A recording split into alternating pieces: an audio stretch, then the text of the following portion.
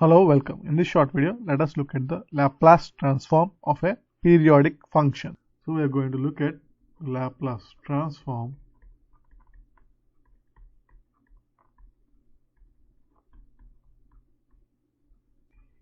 of a periodic function. That is, given a function f of t plus capital T, that is a t in uppercase, is equal to the original function f of t for t greater than 0. So we have a periodic function with period equal to capital T.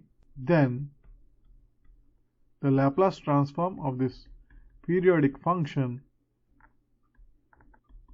is given by the ratio where the numerator is integral 0 to t e power minus st f of t dt over 1 minus e power minus s into t. So this is the Laplace transform of a periodic function.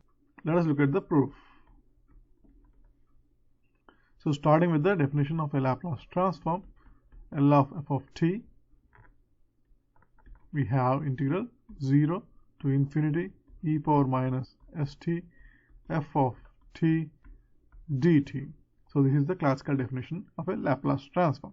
Now, since f of t is a periodic function, we can rewrite this integral as follows. That is, we basically split the integral into sub-integrals of size t. That is 0 to t e power minus st f of t dt plus integral t to 2t e power minus st f of t dt plus and so on.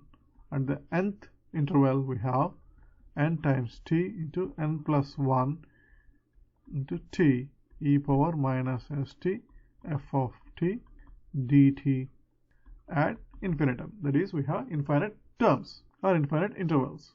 So this is equal to the first term does not change, so it is still integral 0 to t e power minus st f of t dt. And for the second term, we replace the time t. For the second term, we replace the time t with u plus t. Then dt becomes du, and for t equal to capital T, u becomes 0, and for t equal to 2t, u becomes capital T. So the second term is plus integral 0 to t e power minus s into u plus t. That is, we replace time t with u plus t, and then f of u plus t du, and so on.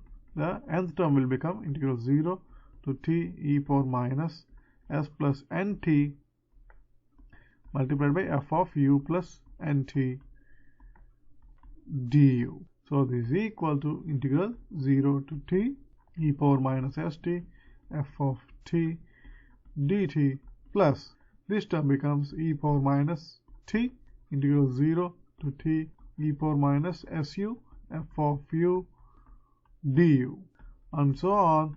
The nth term becomes e power minus nt integral 0 to t e power minus su f of u du. Notice that f of u plus t is replaced by f of u because f of u is a periodic function. Notice that f of u is replaced by u plus nt. Notice that f of u plus t and f of u plus nt are replaced by f of u in both the integrals because f of u is a periodic function. Thus, in this summation, we have the integral 0 to t e power minus st f of t dt as a common term. So we can take it outside. We have integral 0 to t e power minus st f of t dt. That is a common term in all the terms of this summation, a common factor in all the terms of this summation. So we have first factor is 1, and the second one is e power minus st. The third one is e power minus 2st, and so on. And the nth term will be e power minus s into nt, and so on up to infinity. So again, the first integral is same,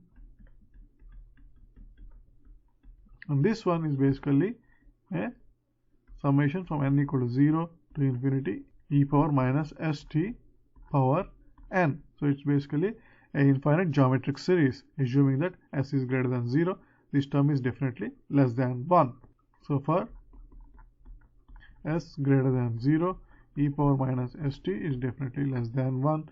So this integral multiplied by this summation becomes integral 0 to t e power minus st f of t dt over, and this summation is clearly equal to 1 by 1 minus e power minus st.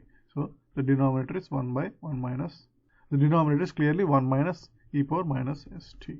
Therefore, the Laplace transform of a periodic function, that is Laplace transform of a periodic function f of t with period equal to capital T is equal to integral 0 to t e power minus st f of t dt, that is the Laplace transform of the function over the interval 0 to t divided by 1 minus e power minus st. Thanks for watching.